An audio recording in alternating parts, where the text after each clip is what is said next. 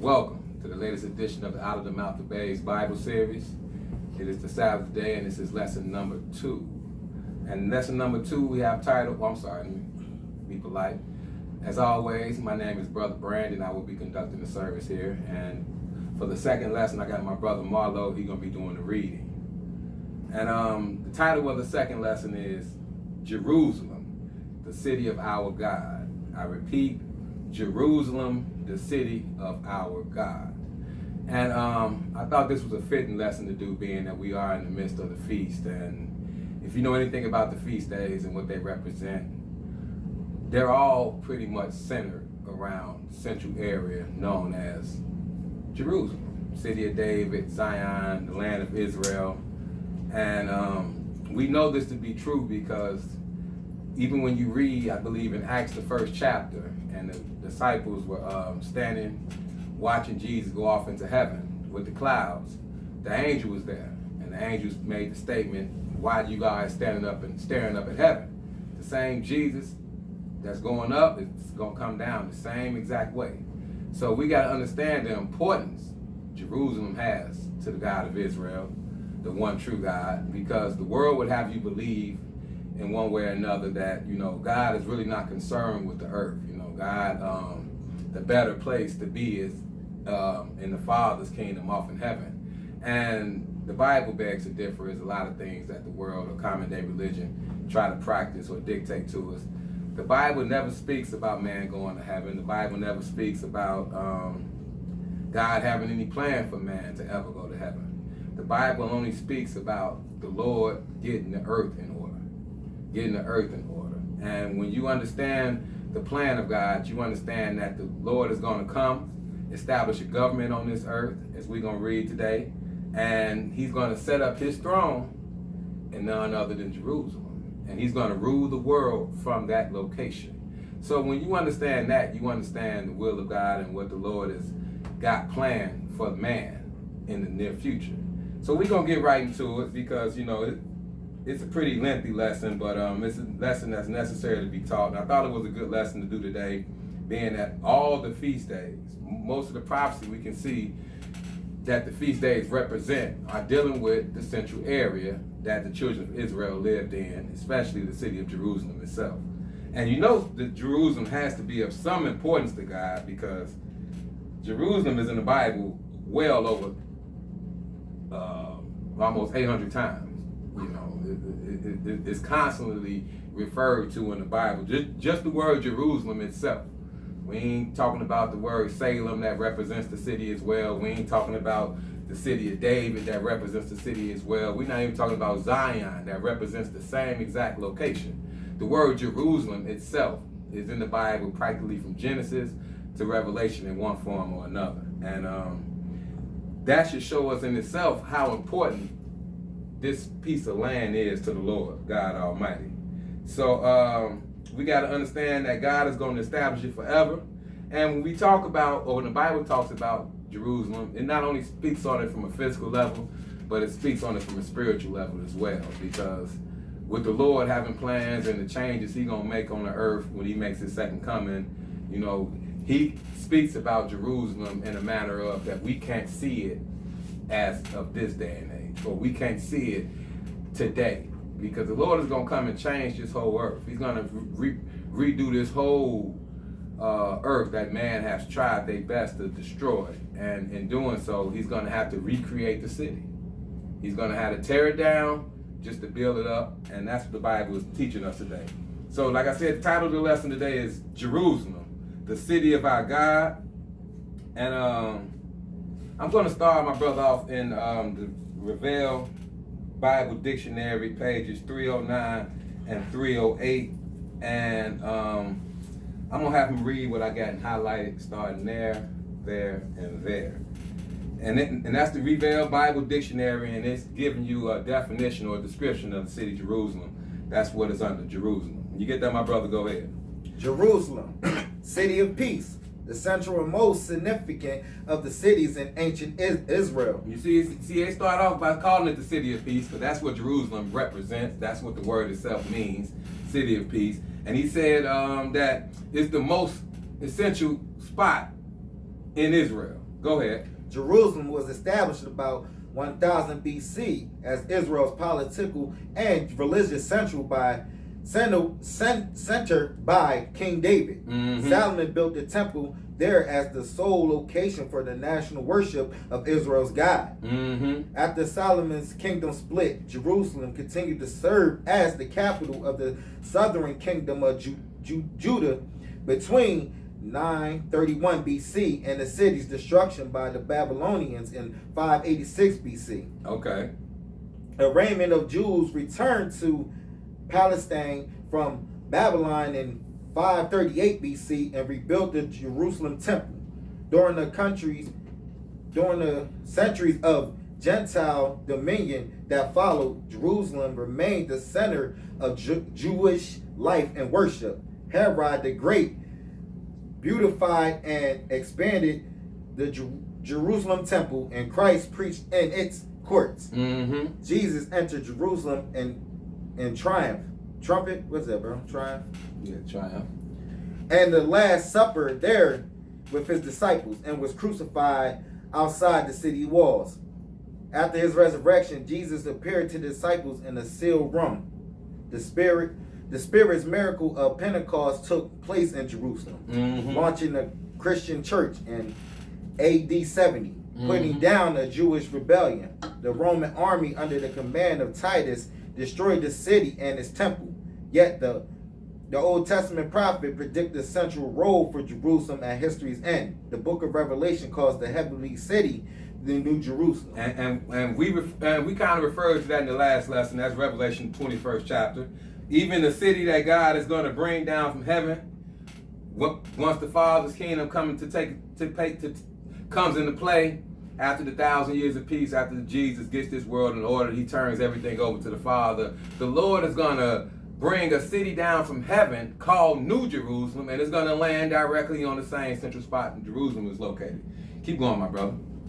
Well, we're going to read the rest of that, pre-kingdom history. Jerusalem, Selah, was already settled in the time of Abraham, who gave tithes to its priest king, Melchizedek. Mm-hmm. When Joshua led the invasion of the Palestinians, Jerusalem was held by a Canaanite tribal group, the Jebusites. The city is often referred to in the Amarna letters, Egyptian diplomatic correspondence dating to the 14th century BC. The Jebusites held the city throughout the era of the judges. Okay. So this pretty much gave you a little insight on Jerusalem and its importance in the Bible. And, all you have to do is read the Bible a little bit. And like I said, you're going to come across the word Jerusalem. You're going to come across descriptions of the city, and not to mention the importance it is to God. So we're going to get to the Bible. Let's go to Psalms, the 76th chapter. And like I said before, the title of this lesson is Jerusalem, the city of our God. So we're going to go to Psalms, the 76th chapter. We're going to read a little bit here. Psalm 76.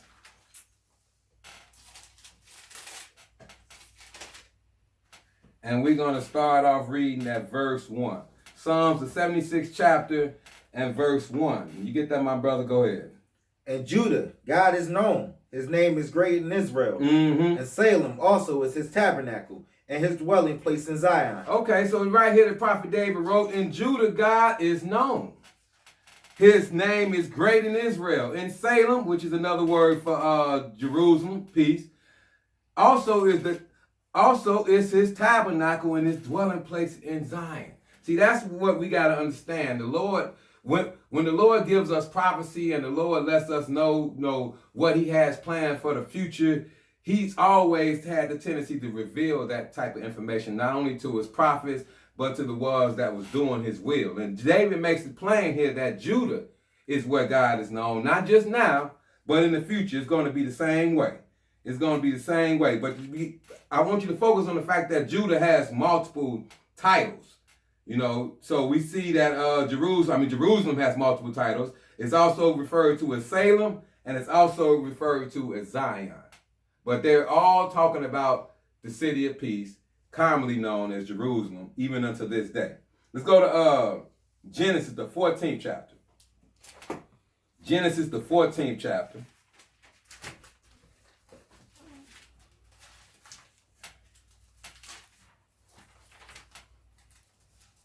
And knowing the different titles that the city carries helps you understand its importance to God and the significance it carries as far as what the Lord has planned for the future for mankind as a whole. Not just Israel, but as mankind as a whole. Jerusalem is going to serve great importance in God's grand scheme of things.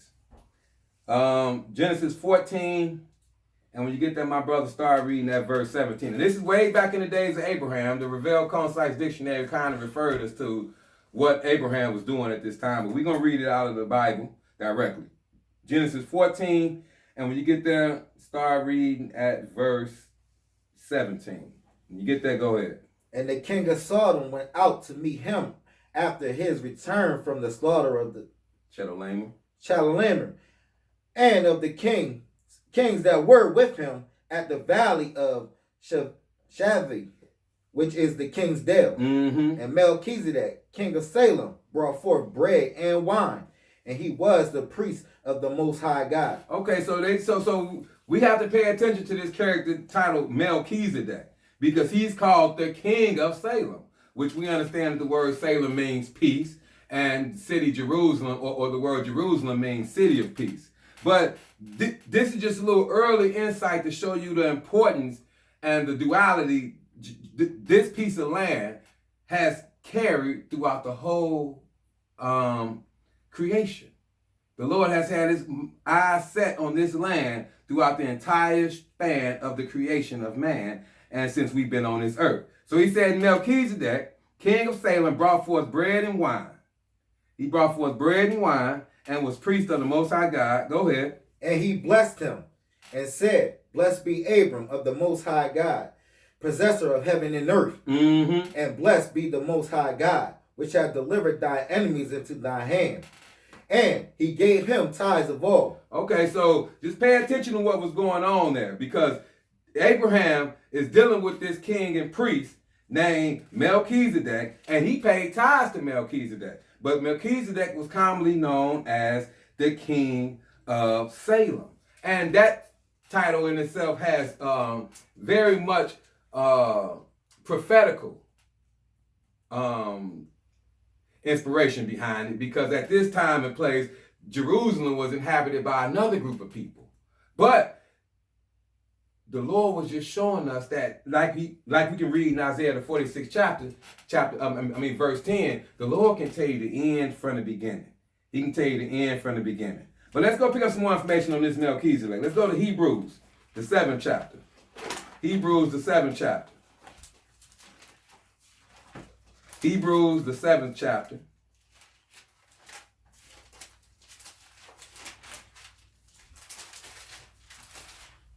Because when you understand how you're supposed to read the Bible, you'll find out very quickly that the Bible explains itself. The Lord rarely leaves you in obscurity about the things he wants you to know. Hebrews, the 7th chapter. And we're going to read what the apostle had to say about Melchizedek. Hebrews, the 7th chapter. And when you get there, my brother, start reading at verse 1. Hebrews 7 and verse 1. When you get there, go ahead.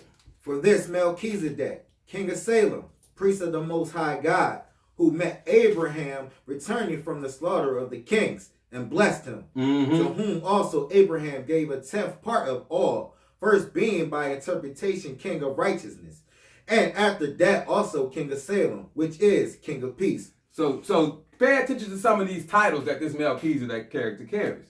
He's carried the title of king of Salem, king of righteousness, and king of peace. These are some great titles for somebody to carry. These are God-like titles, but I'm letting you in on a little secret. This is God right here, people.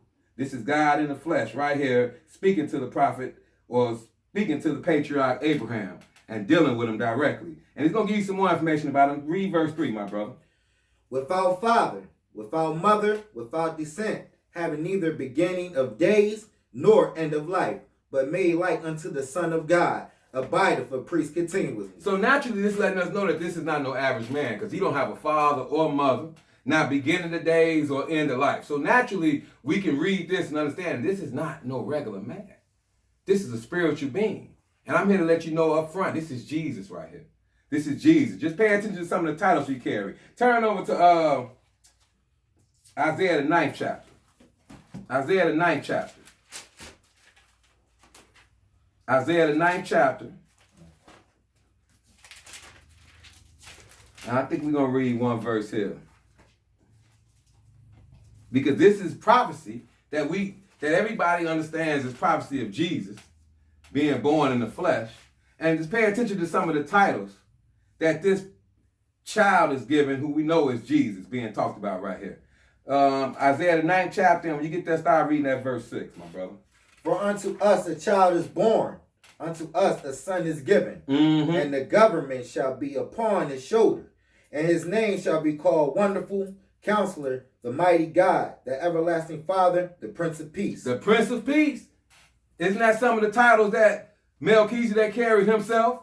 Keep going, my brother. Verse 7. Of the increase of his government and peace there shall be no end, upon the throne of David and upon his kingdom, to order it, to establish it with judgment and with justice from henceforth, even forever. The zeal of the Lord of hosts will perform this. Okay, so now this is talking about an everlasting kingdom that Jesus is going to set up on this earth. And where is he going to rule it from? It says at verse 7, and the increase of his government and peace, there shall be no end. So this is not going to ever come to an end. This is going to be an everlasting covenant. That's why he carries the title, the Everlasting Father. And then he goes on to say, upon the throne of David. David ruled out of Jerusalem, people. We just read that even in the dictionary. That's where David set up his kingdom. That's where his son Solomon had the temple built to represent God. So that's where also the Lord is planning to dwell from and rule for evermore. That same exact central location, that great city that God calls by the name of Jerusalem. Let's go to 2 Samuel, the 5th chapter. And it's all over the Bible. I'm going to move kind of fast because this is the second lesson for the day, and I want to get through it. I got quite a bit to go through. 2 Samuel, the 5th chapter. 2 Samuel, the 5th chapter. And when you get there, my brother, start reading that verse 4. 2 Samuel 5, matter of fact, 2 Samuel, the 5th chapter. I'm sorry. And we're going to start reading that verse 4. Because he said on the throne of David is he going to rule forever. And let's pay attention and make sure we know exactly what David ruled from. What throne is the Bible talking about is going to be an everlasting government, everlasting kingdom. 2 Samuel 5, and when you get there, my brother, start reading that verse 4. David was 30 years old when he began to reign, and he reigned 40 years. In Hebron, he reigned over Judah 7 years and 6 months. And in Jerusalem, he reigned 33 years over all over all Israel and Judea. So until he came to Jerusalem, he wasn't necessarily recognized as the king of the entire country. That's why I let you know that in Hebron, he reigned over Judah. But when he got to Jerusalem, he became definitely known as the king of all. That's when he became the king of all. It said, and in Jerusalem, he reigned 33 years over all Israel and Judah. Go ahead. And the king and his men went to Jerusalem unto the Jebusites, the inhabitants of the land, which spake unto David, saying, except thou take away the blind and the lame, thou shalt not come in hither. Thinking David cannot come in hither. Nevertheless, David took the stronghold of Zion. The same is the city of David. So he took the stronghold of Zion, and it said the same is the city of David. So when you read the word Zion, you know that represents none other than Jerusalem, none other than the city of David. They all are talking about the same central location. Keep going. And David said on that day, whosoever getteth up to the gutter and smiteth the Jebusites and the lame and the blind that are hated of David's soul, he shall be chief and captain. Wherefore they said, the blind and the lame shall not come into the house. So David dwelt in the fort and called it the city of David. And David built around about from Millo and inward. And David went on and grew great, and the Lord God of hosts was with him. So that's what David ruled from. That is the throne of David that Jesus is prophesied to rule from forevermore. None other than the city of David, none other than Zion, none other than the city of Jerusalem. That's where he ruled from. That's where he ruled all Israel and Judah, from Jerusalem. And Jerusalem has been around well before David. We're going to pick that up as well. Let's go to, where was we at right there? Let's go to 2 Chronicles first. Let's go to 2 Chronicles, the 21st chapter. And we're going to show the importance or the significance Jerusalem has carried throughout the entire creation of God. 1 Chronicles, I think I might have said second. 1 Chronicles 21.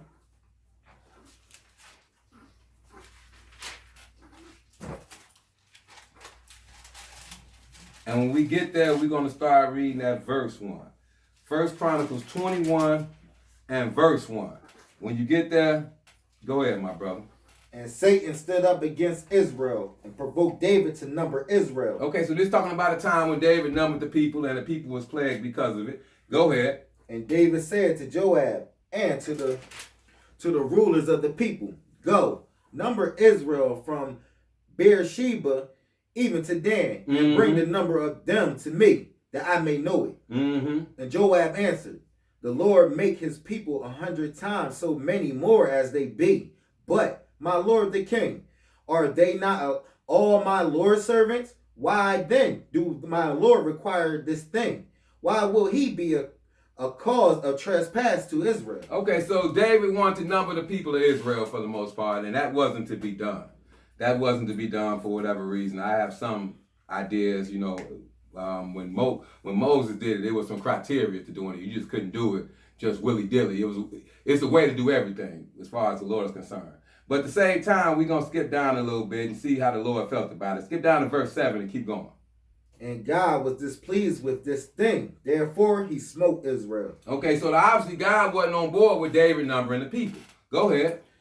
And David said unto God, I have sinned greatly, because I have done this thing. But now I beseech thee, do away the iniquity of thy servant, for I have done very foolishly. And the Lord spake unto Gad, David's seer, saying, go and tell David, saying, thus saith the Lord, I offer thee 3 things. Choose thee one of them, that I may do it unto thee.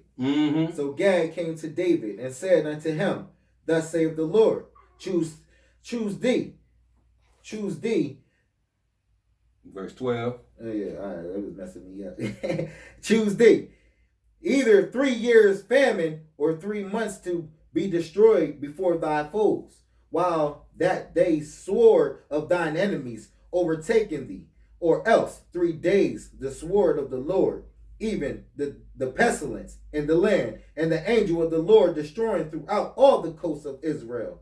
Now, therefore, advise thyself what word I shall bring again to him that sent me. Okay, so something had to be paid for the act that David did. So the Lord gave him 3 options. The first option was famine. I believe so. He said either 3 years of famine. So that means so that means it's gonna be a food shortage for the most part for 3 years. Then he said, or 3 months to be destroyed before thy foes. So David would have lost countless battles for 3 months. Or then he goes on to say 3 days of pestilence. So that's a plague from the Lord, kind of similar to the one we're dealing with today, that's going to kill countless amounts of people. And David had to choose because the Lord, a debt had to be paid. A debt had to be paid for the sin that he committed. And David is going to make a choice. Go ahead. And David said unto Gad, I am in a great strait. Let me fall down into the hands of the Lord, for ever great are his mercies. But let me not fall into the hands of man. Okay, so David understood. He said, you know what? I'd rather take what the Lord going to do to me than what man going to do to me. Go ahead. So the Lord sent pestilence upon Israel, and there fell of Israel 70,000 men. So the Lord sent the plague among Israel. That's what a pestilence is. And 70,000 men were killed instantly. Go ahead. And God sent an angel unto Jerusalem to destroy it. And as he was destroying, the Lord beheld. And he repented him of the evil, and said to the angel that destroyed, It is enough. Stay now thy hand. And the angel of the Lord stood by the threshing floor of Ornan the Jebusite. Okay, so the Lord do everything as he always done through the hands of angels. He doesn't have to do nothing directly. Them angels is going to perform his will to the T. And as the angel was slaying and killing up the men of Israel, he was doing it from the central location of Jerusalem. And they gave you exact spot in Jerusalem. They said from the threshing floor of Ornan. The threshing floor of Ornan. And the Lord saw this angel was killing greatly. They already said 70,000 men had already fell. And the Lord felt bad for his people, and he told the angel to stop. Go ahead. And David lifted up his eyes and saw the angel of the Lord standing between the earth and the heaven, having a drawn sword in his hand stretched out over Jerusalem. Then David and the elders of Israel, who were clothed in sackcloth, fell upon their faces. So the Lord opened David's eyes, and he see this angel standing there with his sword still out. The Lord told him to stop, but he ain't put his sword up because he was told to slay the people for 3 days. That was the penalty that had to be paid. But the Lord stopped him. And David saw this, and they was very afraid. Go ahead. And David said unto God, It is not I that commanded the people to be numbered, even I. It is that have sinned and done evil indeed. But as for these sheep, what have they done? Let thy hand, I pray thee, O Lord my God, be on me and on my father's house, but not on thy people, that they should be plagued. Okay, so David pretty much, he's taking credit for his mistake. He said, Lord, it was me that did this. Let's not have all these people, thousands, 100,000 of people die for a mistake I made. He said, Lord, put the punishment on me.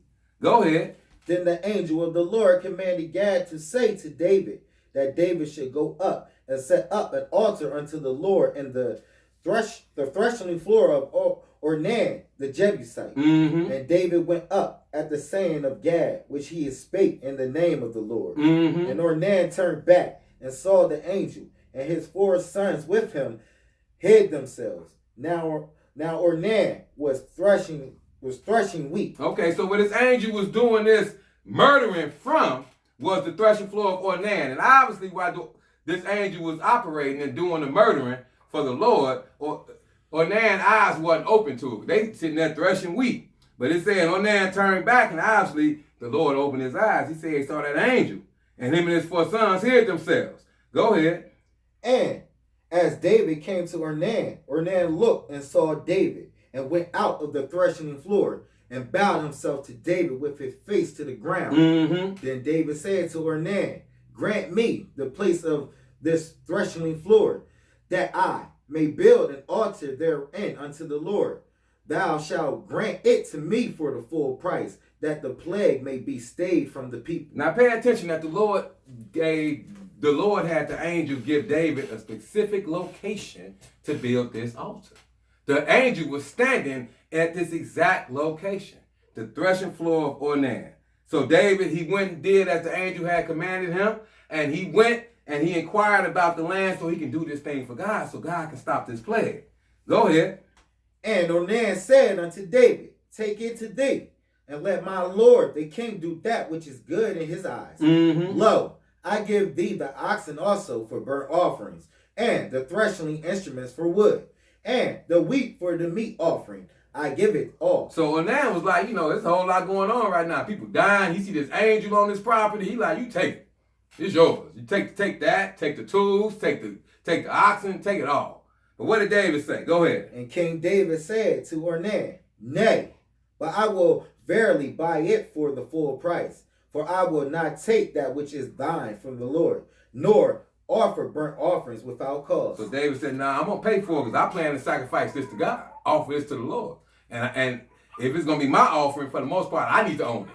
I'm going to pay you good. I'm going to pay you exactly what it's worth for the most part. Go ahead. So David gave to Ornan for the place 600 shekels of gold by weight. Mm-hmm. And David built there an altar unto the Lord, and offered burnt offerings and peace offerings, and called upon the Lord. And he answered him from heaven by fire upon the altar of burnt offering. Mm-hmm. And the Lord commanded the angel, and he put And he put up his sword again into the sheath thereof. Okay, so after David built this altar and made the proper sacrifices the Lord wanted him to make, the Lord rained down fire from heaven, and after that he was pleased.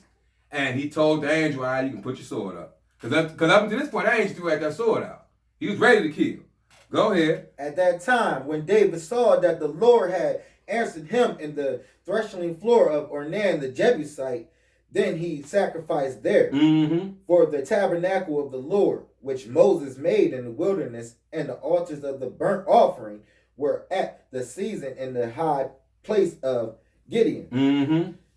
But David could not go before it to inquire of God, for he was afraid because of the sword of the angel of the Lord. Yeah, he saw that angel and he was like, okay, I ain't going too close. But he knew that he figured out the spiritual implications that this land represented. And we're going to pick up some more information about it. Let's back up to Genesis, though. We'll be back in Chronicles. You can hold your spot there. But let's back up to Genesis, the 22nd chapter. Genesis, the 22nd chapter. See, because ain't nothing new under the sun, and the Lord ain't doing anything new. The plan that the Lord got for man and the salvation of man has been outlined all the way since Adam sinned in the garden. He hasn't changed a thing. So let's go to Genesis, the 22nd chapter. And when you get there, start reading that verse 1. Genesis 22 and verse 1. When you get there, go ahead. And it came to pass after these things that God did tempt Abraham and said unto him, Abraham. And he said, Behold, here I am. Okay, go ahead. And he said, Take now thy son, thy only son Isaac, whom thou lovest, and get thee into the land of Moriah, and offer him there for a burnt offering upon one of the mountains which I will tell thee of. Okay, so now we went way back to Genesis, the 22nd chapter, in the days of Abraham. This is years and years before David.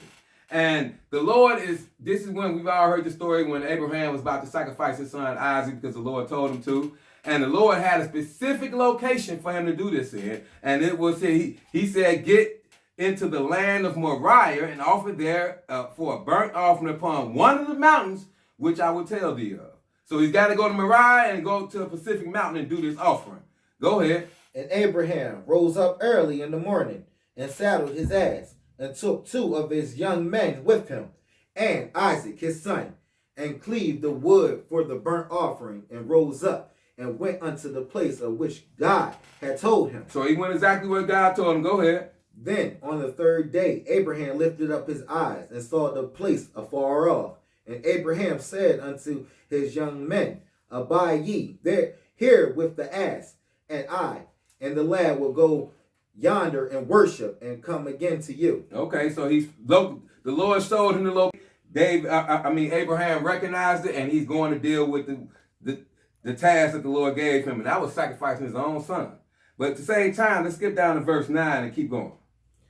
And they came to the place which God had told him of, and Abraham built an altar there, and laid the wood in order, and bound Isaac his son, and laid him on the altar upon the wood. And Abraham stretched forth his hand, and took the knife to slay his son. And the angel of the Lord called unto him out of heaven, and said, Abraham, Abraham. And he said, Here I am. And he said, Lay not thy hand upon the lad, neither do thou anything unto him. For now I know that thou fearest God, seeing thou hast not withheld thy son, thy only son, from me. And Abraham lifted up his eyes and looked, and behold, behind him a ram caught in a thicket by the horns. And Abraham went and took the ram, and offered him up for a burnt offering in the stead of his son. And Abraham called the name of that place Jehovah Jireh, as it said to this day, the mount of the Lord it shall be seen. The mount of the Lord it shall be seen. That's the title Abraham called this place in Moriah, this mountain in Moriah. Jehovah Jireh, as it is said to this day, in the mount of the Lord it shall be seen. Go ahead. And the angel of the Lord called unto Abraham out of heaven the 2nd time, and said, By By myself have I sworn, saith the Lord. For because thou hast done this thing, and hast not withheld thy son, thy only son, that in blessing I will bless thee, and in multiplying I will multiply thy seed as the stars of the heaven, and as the sand which is upon the seashore, and thy seed shall possess the gate of his enemies. And in thy seed shall all thy nations of the earth be blessed, because thou hast obeyed my voice. Now pay attention to this exact statement that the angel has given Abraham here. This is where Abraham received the promises at.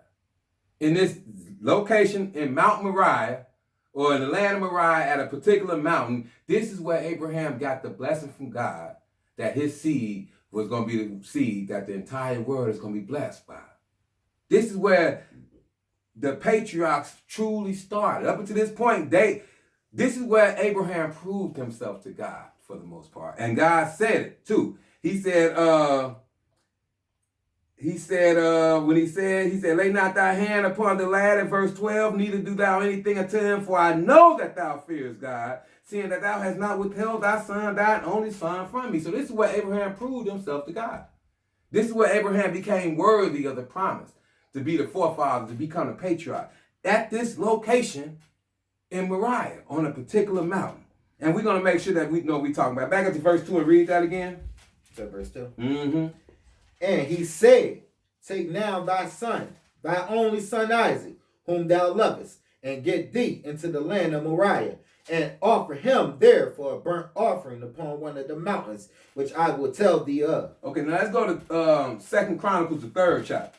Let's go to 2 Chronicles, the 3rd chapter. Pay attention to the titles and the names that these locations are being called. Mount Moriah, stuff like that. Because, see, like I said, when you understand that sometimes places, titles change or names change, you'll be able to locate it.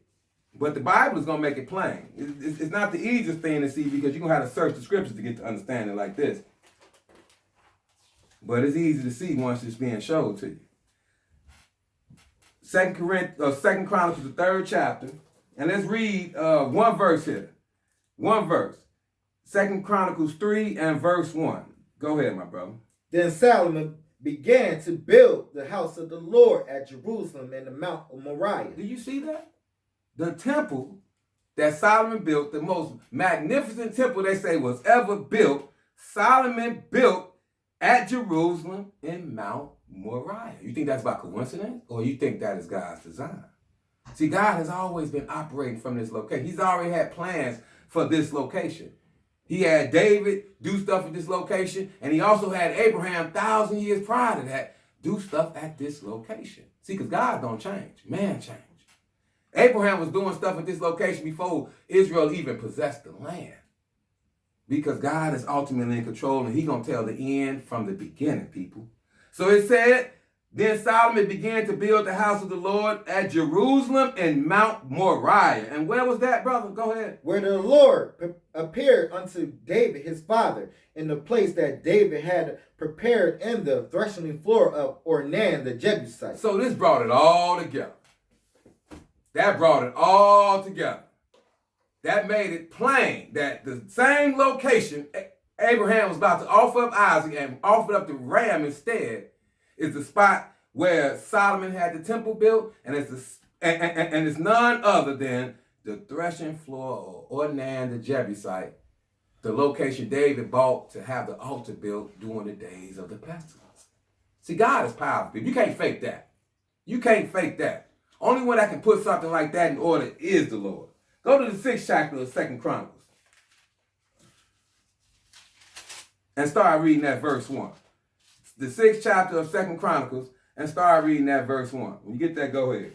Then said Solomon, the Lord hath said that he would dwell in the thick darkness. Mm-hmm. But I have built an house of habitation for thee, and a place for thy dwelling forever. Mm-hmm. And the king turned his face and blessed the whole congregation of Israel, and all the congregation of Israel stood. Mm-hmm. And he said, blessed be the Lord of God of Israel, who had with his hands fulfill that which he spake with his mouth to my father David, saying, since the day that I brought forth my people out of the land of Egypt, I chose no city among all the tribes of Israel to build an house in, that my name might be there. Neither chose I any man to be a ruler over my people Israel, but I had chosen Jerusalem, that my name might be there, and had chosen David to be over my people Israel. The Lord said, but I have chosen Jerusalem, that my name might be there. Go ahead. Verse 7.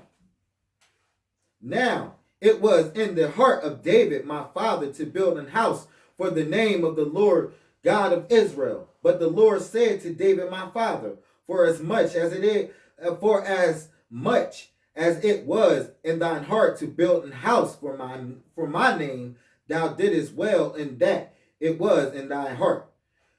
Notwithstanding, thou shalt not build the house, but thy son, which shall come forth out of thy loins, he shall build the house for my name. The Lord therefore have performed his word that he have spoken, for I am risen up in the room of David my father, and am set on the throne of Israel, as the Lord promised, and have built the house for the name of the Lord God of Israel.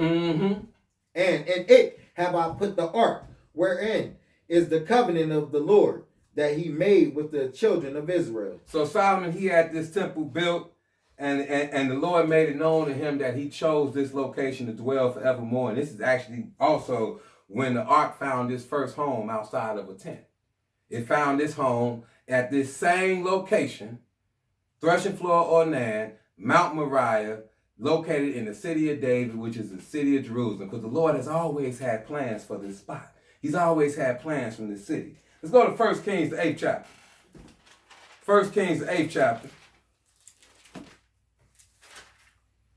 1 Kings, the 8th chapter.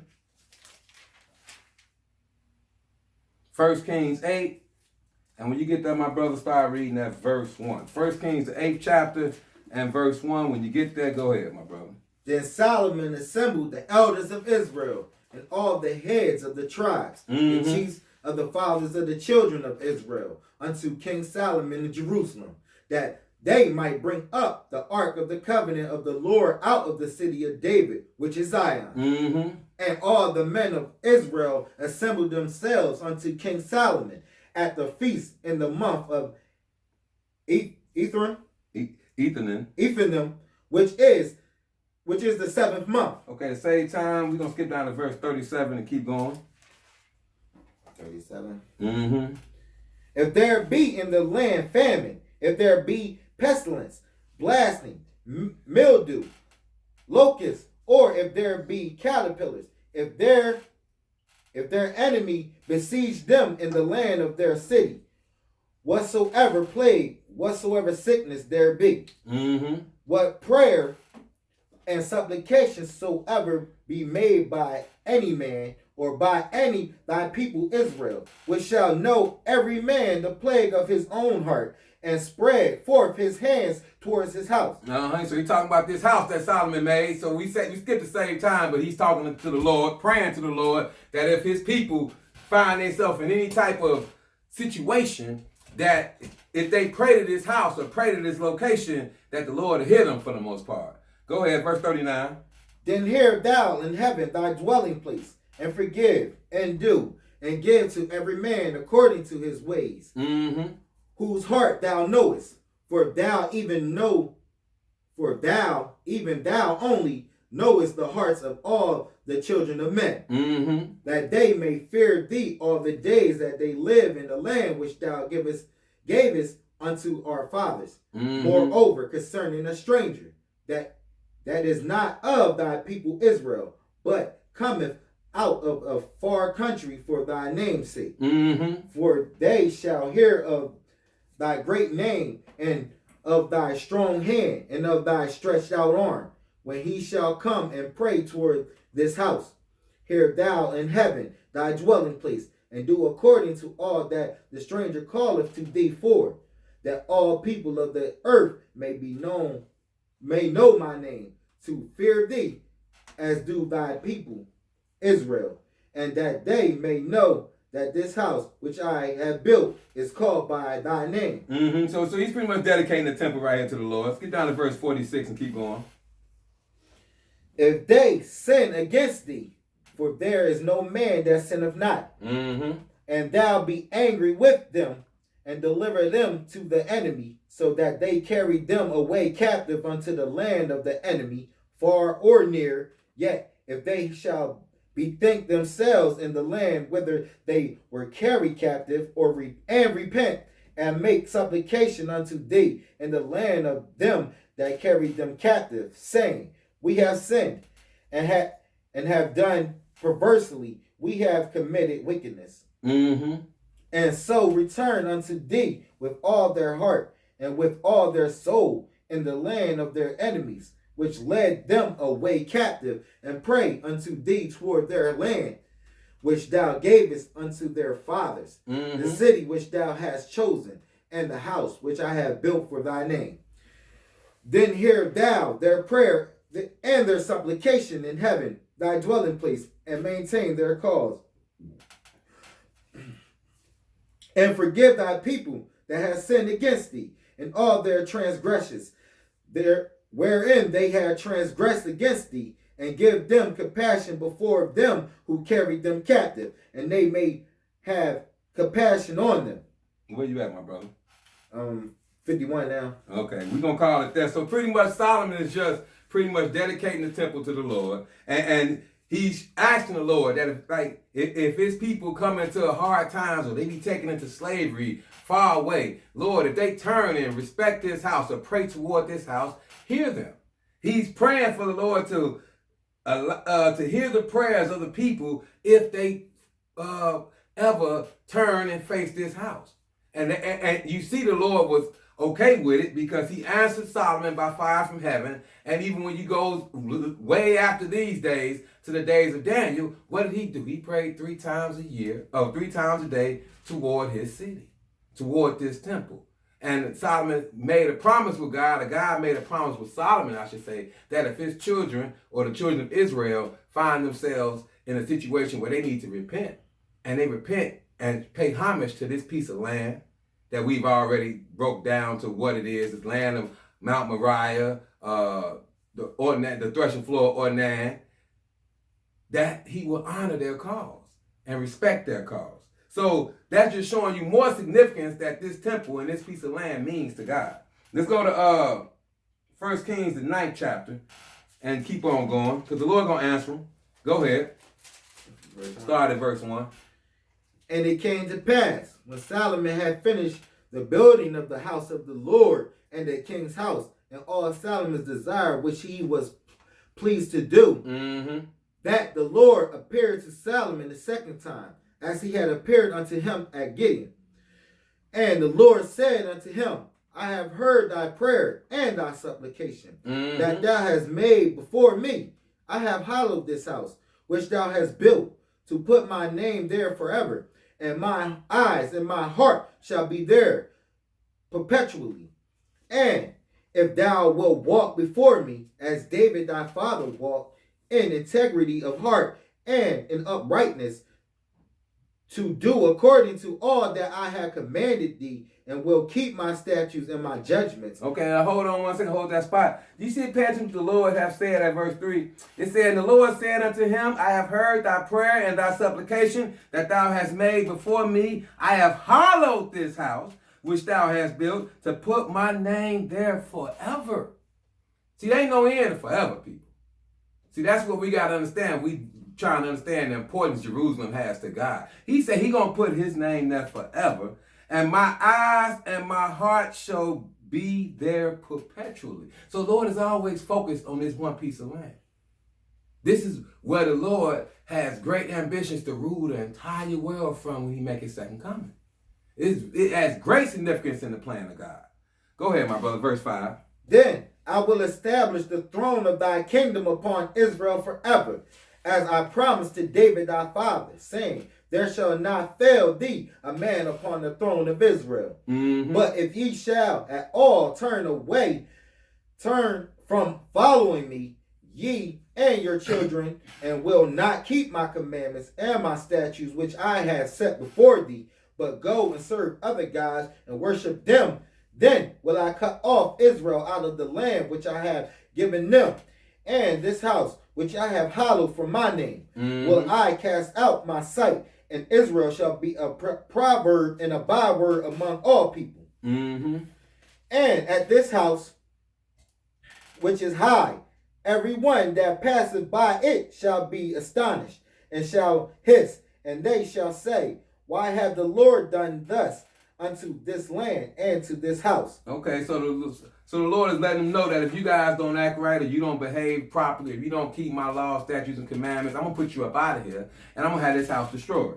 Keep going. And they shall answer, because they forsook the Lord their God, who brought forth their fathers out of the land of Egypt, and have taken hold upon other gods, and have worshipped them, and served them.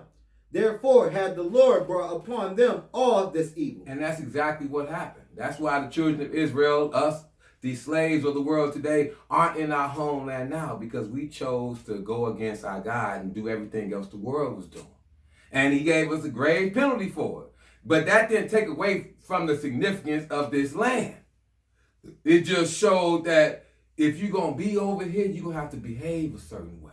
And since we chose not to behave accordingly, then the Lord got us up out of there. He got us up out of there. Let's go to, let's turn over to 2 Chronicles, the 36th chapter. Because that's exactly what he did. He did exactly what he told Solomon he was going to do if we rebelled. And we as a stiff-necked people, we definitely did that. So we're going to skip in time a little bit to the end of our rebellion and how it ended for us. So we shouldn't be shocked while we're in the condition we're in today, because the Lord told us he was going to do this to us. 2 Chronicles, the 36th chapter, and you get there, my brother, start reading that verse 10. 2 Chronicles 36 and verse 10. When you get there, go ahead. Then the people of the land took Jehoash, the son of Josiah, and made him king in his father's stead in Jerusalem. Jehoash was 23 years old when he began to reign, and he reigned 3 months in Jerusalem. And the king of Egypt put him down at Jerusalem, and condemned the land in 100 talents of silver and talents of gold. Okay, where you at? Oh, okay. I meant for you to start at verse 10, but go ahead. Skip down to verse 10 and keep going.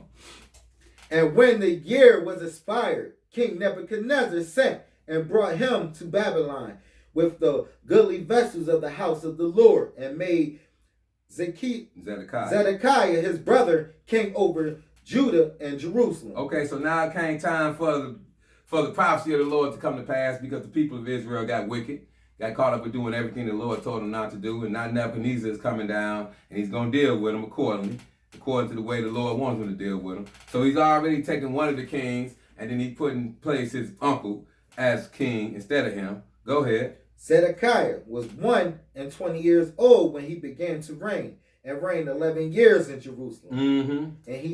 And he did that which was evil in the sight of the Lord his God, and humbled not himself before Jeremiah the prophet, speaking from the mouth of the Lord. And he also rebelled against King Nebuchadnezzar, who had made him swear by God, but he stiffened his neck and hardened his heart from turning unto the Lord God of Israel. Moreover, all the chiefs of the priests and the people trespassed every much after all the abominations of the heathen, and polluted the house of the Lord, which he had hallowed in Jerusalem. So this same house that Solomon had built, that the Lord hallowed and made special, made holy, we polluted it. We started having false worship in it and doing all type of other abominations at this location. So the Lord had to get us up out of there. Go ahead. And the Lord God of their fathers sent to them by messengers, raising up betimes and sending, because he had compassion on his people and on his dwelling place. But they mocked the messengers of God, and despised his words, and misused his prophets, until the wrath of the Lord arose against his people, till there was no remedy. Keep going. Therefore he brought upon them the king of the Chaldees, who slew their young men with the sword in the house of their sanctuary, and had no compassion upon young men or maiden, old men, or him that stooped for age. He gave them all into his hand. The Lord did that. Man didn't do that. The Lord did that. He delivered us up to Nebuchadnezzar the way he did. Go ahead. And all the vessels of the house of God, great and small, and the treasures of the Lord, and the treasures of the house of the Lord, and the treasures of the king and of his princes, all these he brought to Babylon. And they burnt the house of God, and break down the wall of Jerusalem, and burnt all the palaces thereof with fire, and destroying all the goodly vessels thereof. Mm-hmm. And them that had escaped from the sword carried he away to Babylon, where they were servants to him and his sons until the reign of the kingdom of Persia, to fulfill the word of the Lord by the mouth of Jeremiah, until the land had enjoyed her Sabbaths. For as long as she lay desolate, she kept Sabbath, to fulfill 70 years. Okay, so the Lord is sitting around here, or he didn't sat here and he didn't allow Nebuchadnezzar to take us out of the land, take us into captivity, murder a great number of us up until the Lord, up into a certain time period. And the time period was by the mouth of Jeremiah, until the Lord had enjoyed her Sabbath. For as long as she lay desolate, she kept Sabbath, to fulfill 70 years. That's what the prophet Jeremiah had prophesied that was going to happen to the land. Now, when you think about that 70 years, that's just an amount of 70 years. But we talking about Sabbaths here. We talking about Sabbath. So he said she going to fulfill her Sabbath to 70. So when you put the prophetical number with it, it was 70 years of Sabbath. So what is that? 70 times 7.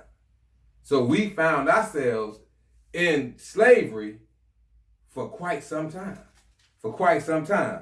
And we're going to read a little bit of it. We're going to touch on it a little bit. We're going to go to Daniel, the 9th chapter. Because this is what the 7 weeks of Daniel was all about. What it's pointing to. It was pointing to the captivity of the people of Israel after we found ourselves in slavery. And being that Daniel was a young man when he went into slavery, he pretty much survived the 70 years. And he was seeking the Lord for understanding and wondering why we ain't went home yet, or why he hasn't went home yet. But the Lord's going to let him know. He's going to give him the prophetical nature behind what the prophet Jeremiah was saying. It was weeks of years. She was going to enjoy her Sabbath. So a Sabbath is 7. So if he's doing 70 times 7, that means Jerusalem was going to lay desolate for approximately 490 years. Or not be inhabited by its people exactly. Let's go to Daniel, the 9th chapter, and start reading at verse 16. Daniel 9 and verse 16. When you get there, go ahead.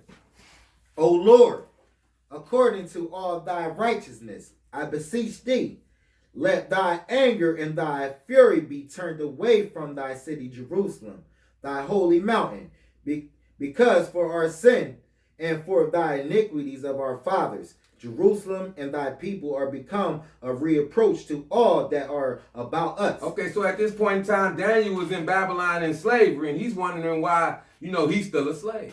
Because he assumed the 70 years was just 70 years. But keep going. Now, therefore, O our God, hear the prayer of thy servant and his supplications, and cause thy face to shine upon thy sanctuary that is desolate for the Lord's sake. O my God, incline thy ear, and hear, open thine eyes, and behold our desolation, and the city which is called by thy name, and we do not present our supplications before thee for our righteousness, but for thy great mercies. O Lord, hear. O Lord, forgive. O Lord, hearken and do. Defer not, for thy own sake, O my God, for thy city and thy people are called by thy name. Okay, so Daniel was giving out this prayer, and this prayer is for him to get some understanding. Matter of fact, back up to verse 2 and read that real quick.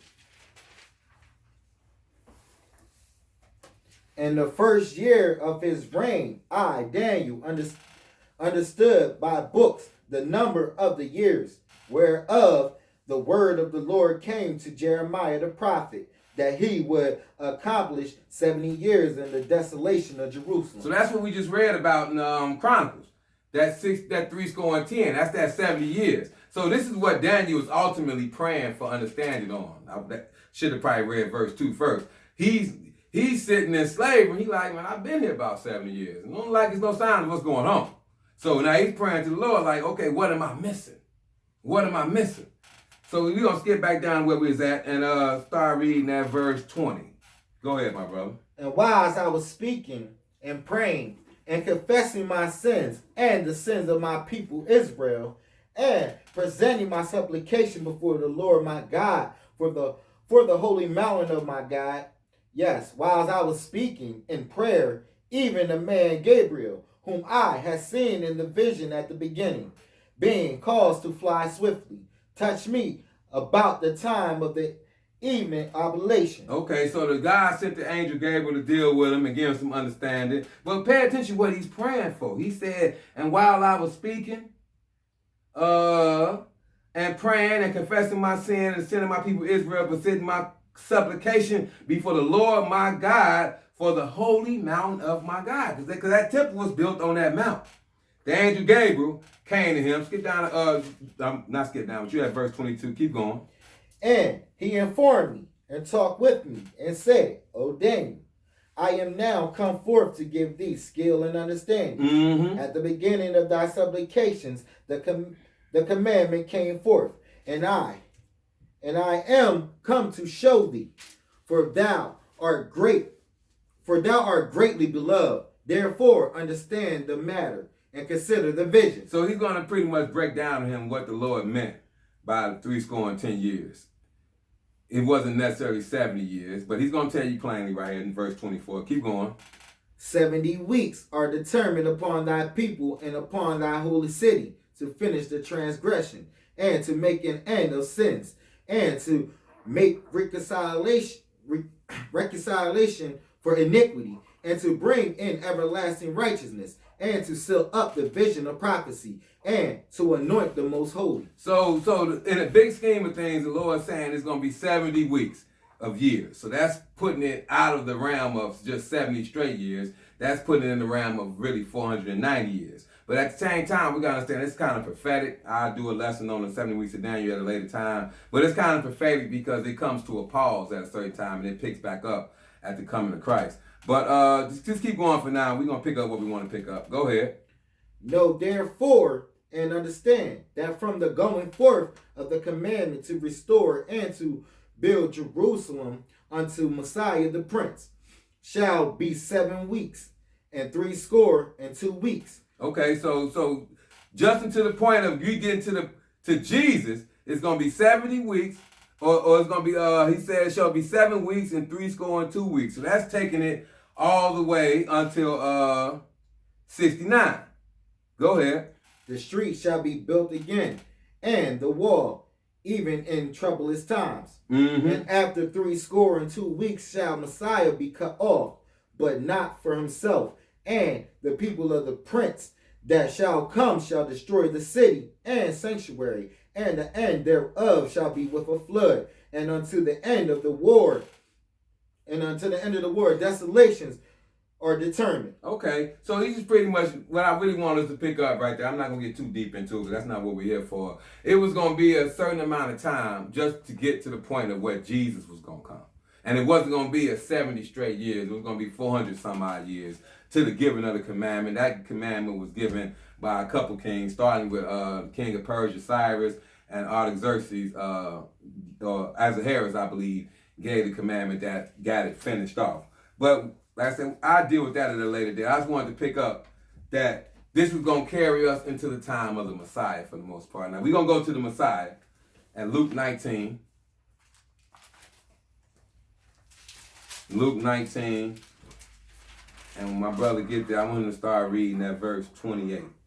Luke 19 and verse 28. Because he said it was going to get to the point to where it was going to be rebuilt. And it was going to be 400 some odd years up into that point because Jesus, the Messiah, had to have somewhere to come serve and worship God at. So shortly before he was born, the people were sent back by commandment of King Cyrus to get Jerusalem, to rebuild Jerusalem. And you can read that plainly in the days of Ezra and Nehemiah and Haggai the prophet. And by this time, it was rebuilt for the most part so it can be inhabited. And now we're going straight to Jesus. Luke, the 19th chapter, and you get that, start reading that verse 28. But this is all still talking about Jerusalem. Just pay attention to that. Go ahead. And when he had thus spoken, he went before, ascending up to Jerusalem. Mm-hmm. And it came to pass, when he was come nigh to Bethphage and Bethany, at the mount called the Mount of Olives, he sent 2 of his disciples. Okay, skip down to verse 41 to save time and keep going.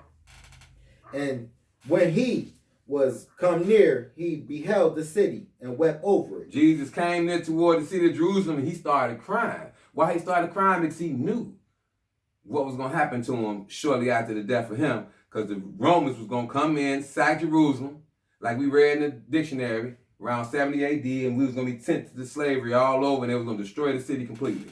Go ahead.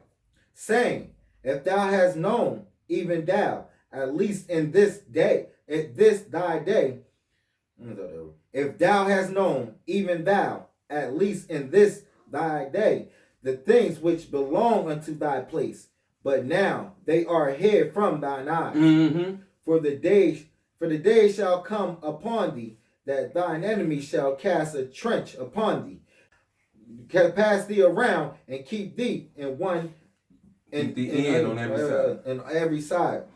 Go ahead. And shall lay thee even with the ground, and thy children within thee. Mm-hmm. And they shall not leave in thee one stone upon another, because thou hast knowest not thy time of thy visitation. So that's why Jesus wept. And shortly after Jesus died, the Romans became fed up with us.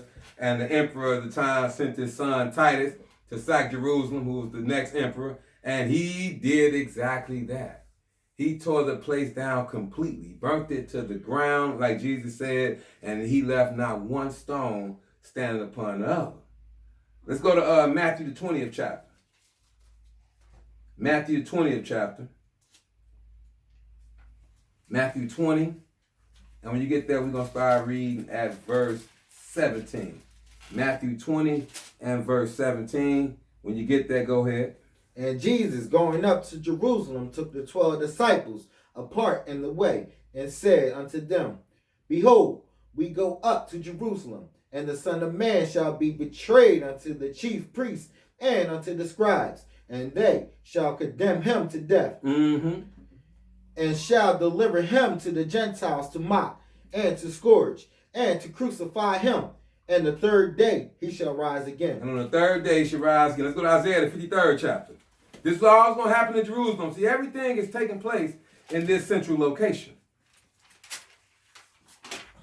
This city of God has not only spiritual implications, but also physical implications. Because this is where the Lord's eyes is forever set on. Isaiah 53, and when you get there, start reading that verse 5. Isaiah 53 and verse 5. When you get there, go ahead. But he was wounded for our transgressions. He was bruised for our iniquities.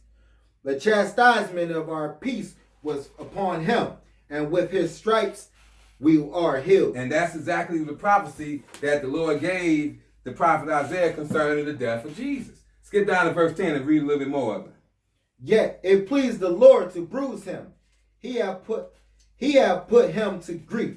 When thou shalt make his soul an offering for sin, he shall see his seed.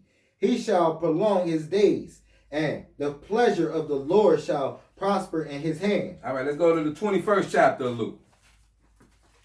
The 21st chapter of Luke.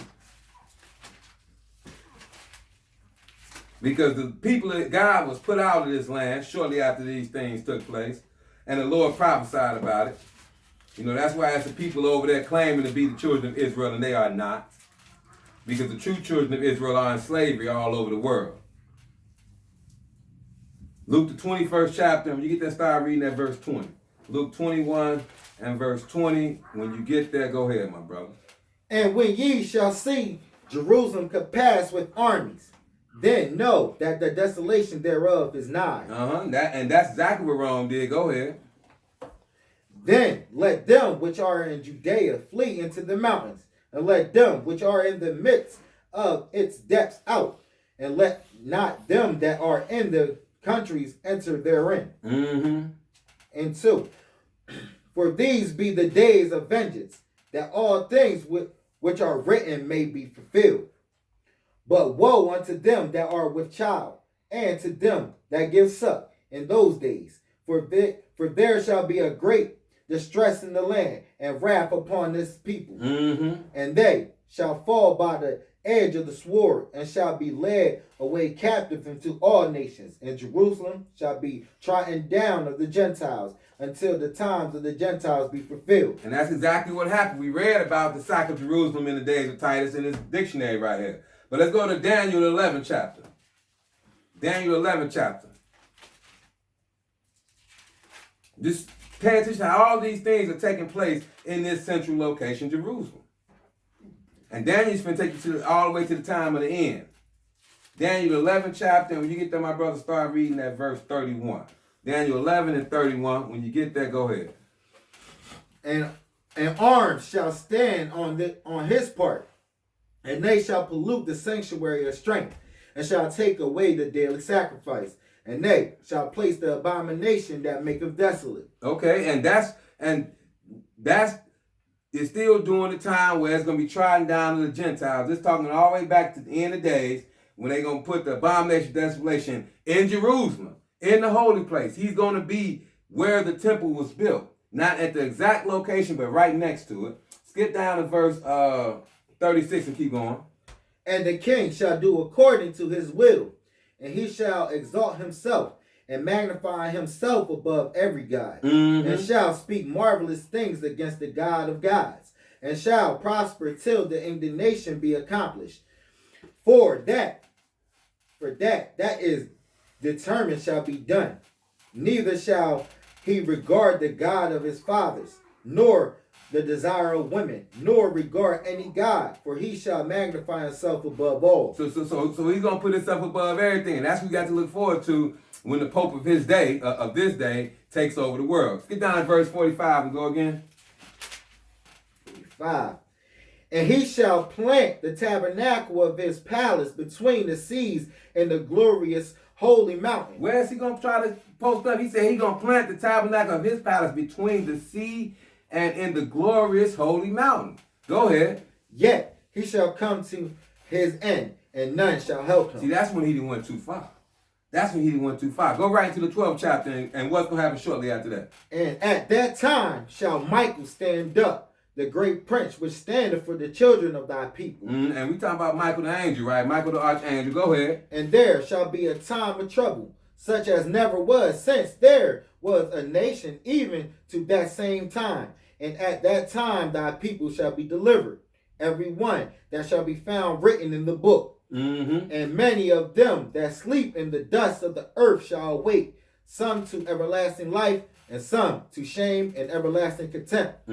Paul spoke about this. Go to 2 Thessalonians, the 2nd chapter. But all this is taking place at Jerusalem. The world has started. The Bible starts you off, for the most part, with the patriarch Abraham getting the promises at the Temple Mount, Mount Moriah in Jerusalem. And we see the world ending in the same location. 2 Thessalonians, the 2nd chapter, and Paul gives us a little insight about this man of sin. I threw this in there because it's important to know this, because you living around the time of this happening, like Jesus said, him who read, let him understand. So I'm going to give you a little bit of insight on it. 2 Thessalonians, the 2nd chapter, and when you get there, start reading at verse 1. When you get there, go ahead, my brother. Now we beseech you, brethren, by the coming of our Lord Jesus Christ, and by our gathering together unto him, that ye be not soon shaken in mind, or be troubled, neither by spirit, nor by word, nor by letter, as from us, as that the day of Christ is at hand. Let no man deceive you by any means, for that day shall not come, except there come a falling away first, and that And that man of sin be revealed, the son of perdition, who opposeth and exalteth himself above all that is called God, or that is worshipped, so that he, as God, sitteth in the temple of God, showing himself that he is God. You see what he's going to do? He says, so that he, as God, is going to sit in the temple of God, showing himself that he is God. See, that's what Daniel was prophesying about when he was talking about the abomination that maketh desolate, planting his palaces between the sea and the glorious holy mountain. He's going to try to post up in God's location, and the Lord is going to deal with him, and he's going to knock him out from that same location. So this land has spiritual implications as well as physical, because there's so much to still take place in this land that still hasn't came yet. But that's why the Lord's focus is always on this plot of land, what we know to be Jerusalem. And specifically on this one location, the threshing floor on there in the Jebusite, or Mount Moriah in the land of Moriah during the days of Abraham. All these is the same location, which ultimately was the location where Solomon had the temple built. And that's where also Nehemiah and Ezra had the second temple built. But we're going to go to Zechariah, the 14th chapter. Zechariah, the 14th chapter. But all over the Bible, the Lord is talking about this land, Jerusalem, and dwelling and ruling from this land, Jerusalem. He never talks about ruling the earth from heaven. That's why the title lesson is Jerusalem, the city of our God, because that's where God is going to post up at. That's where God is going to dwell forever. Go to the front. That's where God is going to dwell forever. Zechariah 14, and when you get there, start reading at verse 1. Zechariah 14 and verse 1. When you get there, go ahead. Behold, the day of the Lord cometh, and thy spoil shall be divided in the midst of thee. For I will gather all nations against Jerusalem to battle, and the city shall be taken, and the house rifled, and the woman ravished, and half of the city shall go forth into captivity, and the residue of the people shall not be cut off from the city. Okay, so the Lord, now this is end time prophecy. Around the same time we was talking about doing a abomination of desolation. He said, for I will gather all nations against Jerusalem to battle. And all these bad things going to be going on at this time. Go ahead, my brother, keep going. Then shall the Lord go forth and fight against those nations, as when he fought in the day of battle. And his feet shall stand in the day upon the Mount of Olives, which is before Jerusalem on the east. And the Mount of Olives shall cleave in the midst thereof towards the east and towards the west. And there shall be a very great valley, and half of the mountain shall be removed toward the north, and half of it toward the south. So the Lord is going to make his second coming, just like the angel said he was going to make the second coming, on the Mount of Olives, on the east of Jerusalem. This is what we got to look forward to. This is the land that we should hope to be in when it comes time for the Lord to make his second coming. Skip down to verse 9 and keep going. And the Lord shall be king over all the earth. In that day shall there be one Lord, and his name one. And his name one. Go ahead.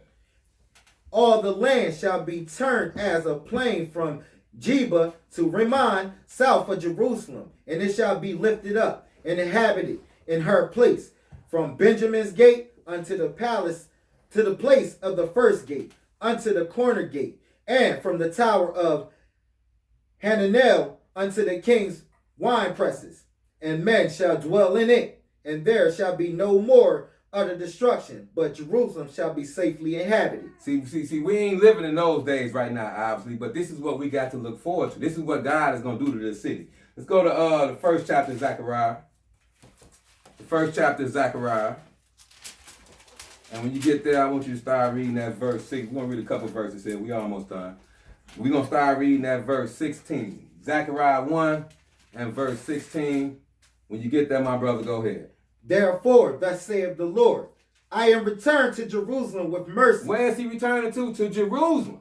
That's where God is coming back. He's not taking you off to heaven. That's not his plan. That was never the plan, people. He said, I am returned to Jerusalem with mercies. Go ahead. My house shall be built in it, saith the Lord of hosts, and a line shall be stretched forth upon Jerusalem. Cry yet, saying, thus saith the Lord of hosts, my cities, through through prosperity shall yet be spread abroad, and the Lord shall yet comfort Zion, and shall yet choose Jerusalem. See, that's what we got to look forward to, because that's what the Lord planned on operating from. He said he's going to yet choose Zion, and he's going to yet choose Jerusalem.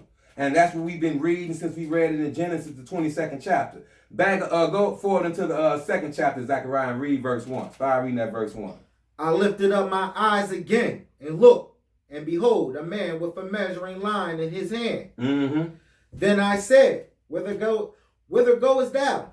And he said unto me, To measure Jerusalem, to see what it is, the breadth thereof, and what is the length thereof. Mm-hmm. So the Lord is making plans for this new temple. He said he's going to rebuild it. So he's going to have the angel do the measurements. Go ahead. And behold, the angel that talked with me went forth, and another angel went out to meet him, and said unto him, Run, speak this young man, saying, Jerusalem shall be inhabited as towns without walls for the multitude of men and cattle therein. See, you can't say that about Jerusalem now. That's one of the most violent areas in the world right now. But the Lord said when he come back, it's going to be a land, it's going to be inhabited as a land without walls. There's going to be no need for protection, because the Lord going to be there. Go ahead. For I, saith the Lord, will be unto her a wall of fire round about, and will be the glory in the midst of her. Skip down to verse 10 and keep going. Sing and rejoice, O daughter of Zion, for lo, I come, and I will dwell in the midst of thee, saith the Lord. Why don't we read nothing about the Lord saying he's going to dwell in heaven? It's constantly telling you that he's going to dwell in the midst of Zion. He's going to rule from Mount Moriah. He's going to rule from the city of David, from the throne of David. Because that's been his plan since the beginning of the creation. It has never changed, people. God does not change. Go ahead, my brother. What verse you at? Verse 11. Go ahead. And many nations shall be joined to the Lord in that day, and shall be many people. And I will dwell in the midst of thee, and thou shalt know that the Lord of hosts hath sent me unto thee. Mm-hmm. And the Lord shall inherit Judah his portion in the Holy Land, and shall choose Jerusalem again. All over, we seeing him choosing Jerusalem. Never choosing heaven to rule from, but choosing Jerusalem. Let's go to Isaiah, the 2nd chapter. Isaiah, the 2nd chapter. And when you get there, I want you to start reading at verse 1. Isaiah 2 and verse 1. Always Jerusalem, though. From Genesis to Revelation, the Lord is operating and plans to operate from this one city, this central location that he's going to rule the world from. Isaiah, the 2nd chapter, and when you get there, start reading that verse 1, my brother. The word that Isaiah, the son of Amos, saw concerning Judah and Jerusalem. These constantly seeing words concerning Judah and Jerusalem. Never have. Go ahead. And it shall come to pass in the last days that the mountain of the Lord's house shall be established in the top of the mountains, and shall be exalted above the hills, and all nations shall flow unto it. That's like the same prophecy we just read in Zechariah. All nations are going to flow to Jerusalem to worship the Lord and honor the God of Israel. Go ahead. And many people shall go and say, Come ye, and let us go up to the mountain of the Lord, to the house of the God of Jacob, and he will teach us his ways, and we will walk in his paths. For out of Zion shall go forth the law, and the word of the Lord from Jerusalem. For out of Zion shall go forth the law. Didn't we read in Isaiah already that it said, Unto us a child is born, and unto us a son is given? And the Lord is going to establish a government, and it's going to be no end. Well, this is where it's going to be no end from. This government is going to be in Zion. For out of Zion shall go forth the law, and the word of the Lord from Jerusalem. And go ahead, my brother, verse 4. And he shall judge among the nations, and shall rebuke many people. And they shall beat their swords into plowshares, and their spears into pruning hooks. Nation shall not lift up sword against nation, neither shall they learn war anymore. See, after the Lord get to putting his whipping on the world, they ain't gonna want to fight no more. They ain't gonna want no more armies, no more navies, no more marines, no more none of that. They gonna want to know where is the planting tools at, because the Lord is gonna deal with the world and he's gonna rule from this location. Let's go to Psalms, the 87th chapter. Psalms, the 87th chapter. And see what the prophet David wrote concerning this land and how the Lord felt about it way back here. Psalms 87, and when you get there, start reading at verse 1. Psalms 87 and verse 1. When you get there, go ahead. His foundation is in the holy mountain. His foundation is in the holy mountains. Where is this? Go ahead. The Lord loveth the gates of Zion more than all the dwellings of Jacob. He said he loves the gates of Zion. That's where the Lord loves. That's where he wants to be. That's where his desire is. Go ahead. Glorious things are spoken of thee, O city of God, Selah. That's the only thing we've been hearing glorious things spoken of. He ain't spoke glorious things about Shiloh or Gibeon and none of the other places where he originally set his name up in Israel. But once he made it known that he was going to rule from Jerusalem, that's all he's ever spoken about. Go ahead. I will make mention of Rahab and Babylon to them that know me. Mm-hmm. Behold, Philistia and Tyre with Ethiopia. This man was born there. Mm-hmm. And of Zion it shall be said, this and that man was born in her, and the highest himself shall establish her. He gonna establish Jerusalem. Go ahead. The Lord shall count when he writeth up the people that this man was born there. See, it's gonna be a great thing to say you was born there when the Lord come back. Go ahead. As well the singers as the players of instruments shall be there. All my springs are in thee. So the Lord got glorious things to say about the land of Jerusalem, countless times throughout the Bible. Let's read some more. Let's go to the 48th chapter of Psalms. We got 2 more after this, and that'll be it. Psalms, the 48th chapter. Psalms, the 48th chapter. And when you get there, my brother, start reading at verse 1. Psalms 48 and verse 1. When you get there, go ahead. Great is the Lord, and greatly to be praised in the city of our God is the mountain of his holiness. Is the mountain of his holiness. Go ahead. Beautiful for situation. The joy of the whole earth is Mount Zion on the sides of the north, the city of the great king. He said the joy of the whole earth is Mount Zion. See, that's what the whole earth is going to be looking for direction from when the Lord come back. None other than Jerusalem, none other than the Lord's holy mountain, which he's going to have set up in the same location Solomon had the original temple built. Go ahead. God is known in her palaces for a refuge. For, lo, the kings were assembled. They passed by together. They saw it, and so they marveled, and they were troubled, and hasted away. Fear took upon them there, and pain, as a woman in travail. Thou breakest the ships of Tarshish with an east wind. As we have heard, so have we seen in the city of the Lord of hosts, in the city of our God. God will establish it forever. Selah. God will establish it forever. Bag, I'm read verse 2 again, because that city carries a great title right here. Read verse 2 one more time. Beautiful for situation. The joy of the whole earth is Mount Zion, on the sides of the north, the city of the great king. Okay, the city of the great king. Let's see what Jesus had to say about that. Like I said, the Bible don't change. It's telling you the same story from Genesis to Revelation. Let's go to Matthew, the 5th chapter, and see what Jesus had to say about it, just in case you didn't catch by now what city we talking about. Matthew 5, and when you get there, my brother, start reading at verse 33. Matthew, the 5th chapter, and verse 33. When you get there, go ahead.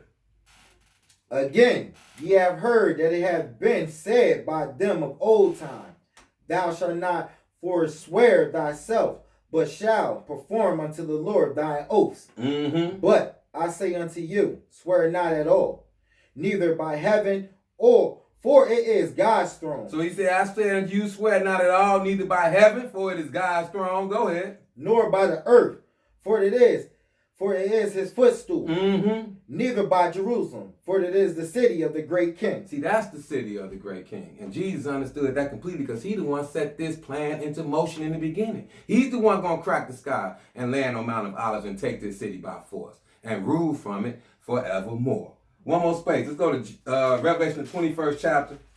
And when you get there, my brother, start reading that verse 1.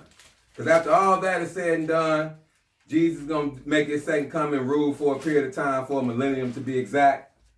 And at that time, the Lord is going to shut heaven down completely. And even the Father is going to make his descent on this earth. And what did the prophet, or he actually prophesied it, but what did the apostle or the disciple had to say here. Revelation 21, and when you get there, read verse 1. Revelation 21 and verse 1. When you get there, go ahead. And I saw a new heaven and a new earth, for the first heaven and the first earth were passed away, and there was no more sea. Okay, so now everything has been renewed. The Lord has redone everything, and it's not even no more seas anymore. Go ahead. And I, John, saw the holy city, New Jerusalem, coming down from God out of heaven. It's called New Jerusalem. New Jerusalem because it's going to be placed in Jerusalem.